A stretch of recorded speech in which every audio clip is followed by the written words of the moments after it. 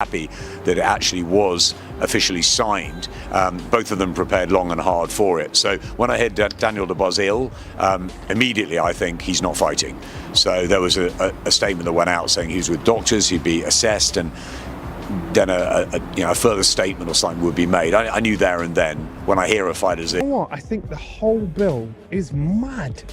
The whole bill, any one of these fights, well, the early two, because these are young novices, any one of these fights, you could put anywhere, and they could top a bill. And we're talking about the heavyweight fight, and so it's the top of the bill. It's not even the top of the bill. He's been a dog ever since that fight, you know. And and they say as soon as he pulls out of this fight, oh, he's a quitter, he's ducking, they can't wait to say that, but it also just doesn't make sense based on the run he's on and the quality of fighters that he has beaten stopped. I think, look, in some fights he has shown that he has shied away from the challenge in some situations, yeah. But in others, again, it swings and roundabouts with him. Sometimes you don't know what you're going to get, because in other fights he has proven bit down, like Hrgovic, for example, and got stuck into that where it was a back and forth fight. He was getting tagged a few, and he... Shocking developments in the heavyweight division as Daniel Dubois withdraws yet again, leaving fans and fighters in disbelief.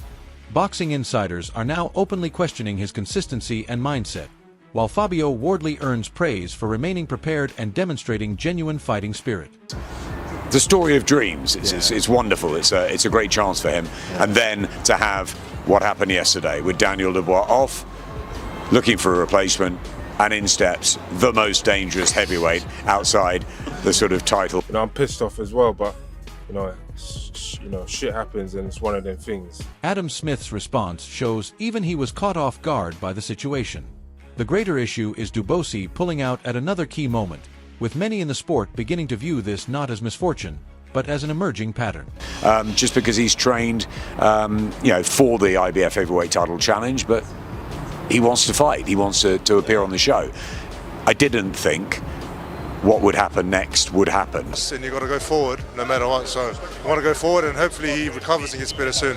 The lesson in that is, the fighters that are at home, that dip in and out of the gym, or they do this as a part-time thing, and they try and cheat boxing.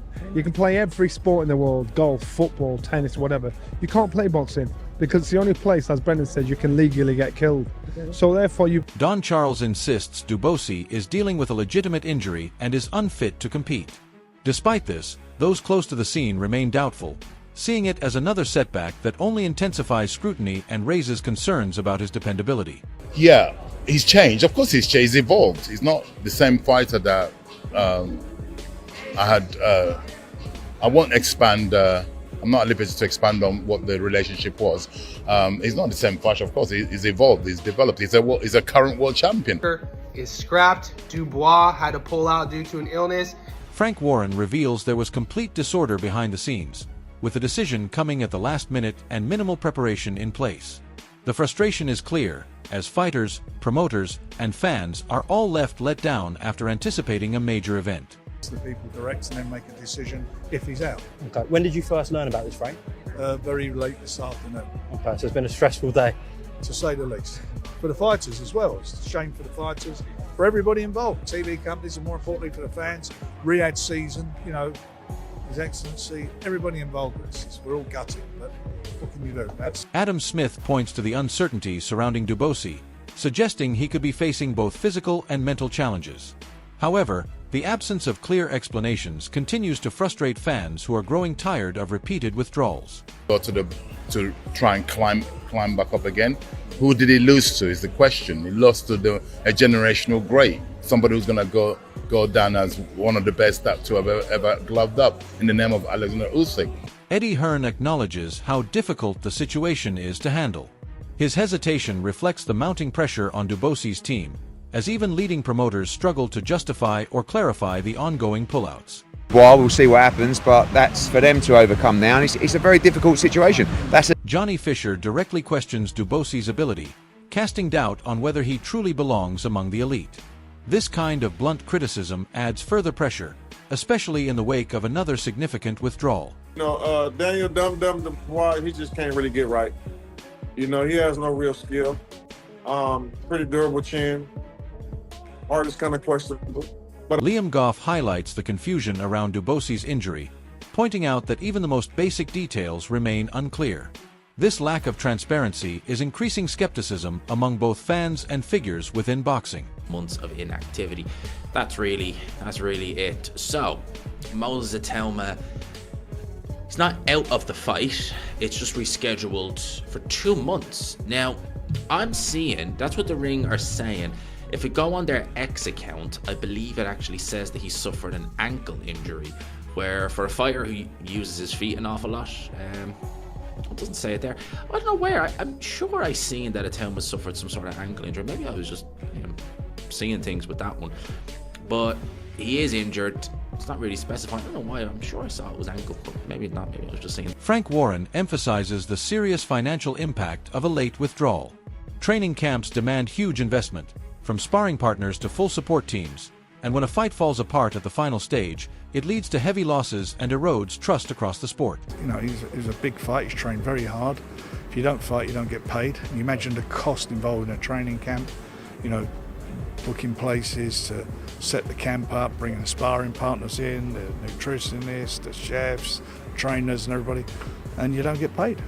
It's a massive loss. You can't insure it, or if you do, it costs a fortune to insure. But very, very disappointing. Johnny Nelson offers a more balanced view, suggesting Dubois is at the right point in his career in terms of confidence and timing. Still, repeated withdrawals are hurting his progress, and critics argue that consistency, not just talent, is what separates top-level fighters, an area where Dubois is now under intense scrutiny. He's technically the better boxer. The better fighter is Danny Dubois. And Danny Dubois is at the right age, right part of his time. He's had the right run lately to go in there as a confident fighter.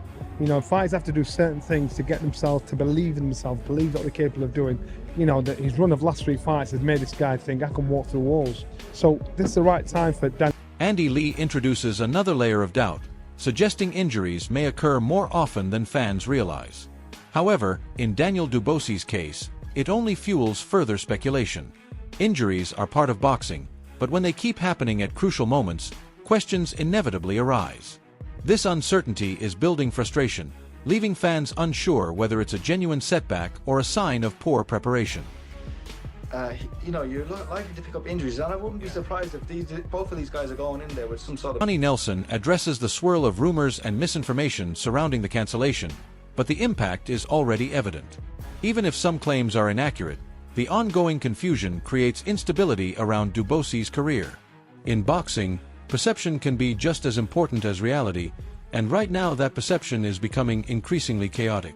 Something popped up and we said it's fake news that the fight was off and all this sort of stuff was going on about some poisoning, scandal, foolishness, and they tried to shut this thing down. And I'm saying that's fake news. I'm not having that. So let's wait and see. If it's true, that's a shame. Adam Smith tries to present the situation as part of the fight business, yet admits it should not be occurring at this level. Repeated disruptions like these begin to hurt credibility, and Dubois now finds himself at the center of that discussion. Fans are no longer reacting to a one-off incident. They are recognizing a recurring pattern. Twice as big for the casual fans. Do we condone it? I mean, in boxing terms, should that happen at a head-to-head? Of course not, but these things do happen. This is the fight business, and it's just made it even bigger, and we wait to see what happens next. Spencer Oliver emphasizes how serious boxing is, where medical clearance is everything. Yet in Dubois's case, this explanation is not calming concerns, it is intensifying the debate. Fans are questioning whether the withdrawal was truly necessary or poorly timed. Timing is critical at the elite level, and repeated pullouts are now impacting trust in his consistency.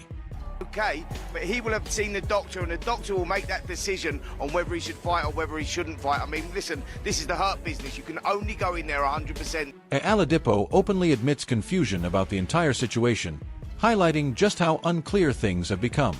When even media insiders struggle to understand events, it reflects a lack of communication.